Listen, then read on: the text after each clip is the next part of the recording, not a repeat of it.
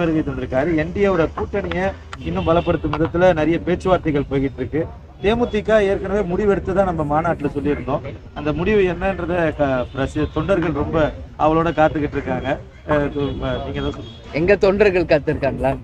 எங்க தொண்டர்கள் காத்திருக்காங்கன்னா நாங்க பாத்துக்கிறோம். சரிங்களா?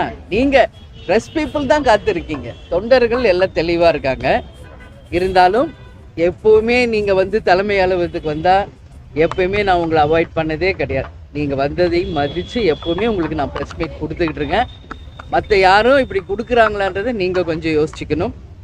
ஏன்னா டெய்லி இங்கே அன்னதானம் நடக்குது, டெய்லி தலைவருக்கு பூஜை நடக்குது, இங்கே எவ்வளோ பேர் கேப்டனை பார்க்குறாங்கன்றதெல்லாம் நீங்கள் டெய்லி பார்த்துக்கிட்டு இருக்கீங்க. அந்த வகையில் இன்னைக்கு நீங்கள் வந்திருக்கீங்க. ஸோ நீங்கள் கேட்குற பதில் சொல்கிறேன். அதுக்கு முன்னாடி ஒரு 4-5 மக்கள் பிரச்சனையை பற்றி நான் பேசணும்னு நினைக்கிறேன். ஏன்னா இன்னைக்கு நம்ம அரசியல் என்பது மக்களுக்காக தான் இந்த அரசியல். அப்படி இருக்கின்ற வகையில் இன்னைக்கு நம்ம முக்கியமாக நான் ஒரு பெண் தலைவராக இருக்கும் பொழுது மதுரையில் எல்ஐசியில் அலுவலராக இருந்த கல்யாணி அப்படின்றவர் ஒரு தவறை சுட்டி காட்டியதால உடன் பணியாற்றுகின்ற ராமகிருஷ்ணன் அவர்கள் அவர் மீது பெட்ரோல் ஊற்றி எரிச்சிருக்கார்.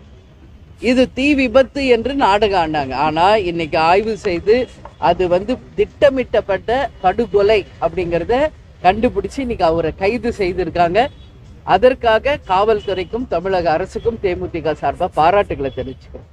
ஏன்னா இது வெறுமனே கண் துடைப்பாக ஆக்சிடென்ட்னு முடிச்சிடாம அதன் பின்னணி என்ன என்பது ஆராய்ஞ்சு இன்னைக்கு கைது பண்ணியிருக்காங்க. ஒரு பெண் மேலாளர் அவங்க அந்த ராமகிருஷ்ணன் என்பவர் செய்த தவறுகளை சுட்டி காட்டி கண்டிச்சதுனால அந்த அம்மா மேல பெட்ரோல் ஊற்றி எரிச்சிருக்கார். இது எந்த அளவு ஒரு கொடுமையான ஒரு விஷயமாக நாம கண்டிப்பா எல்லாரும் சேர்ந்து இதற்கு எதிர்ப்பு தெரிவிக்கணும்.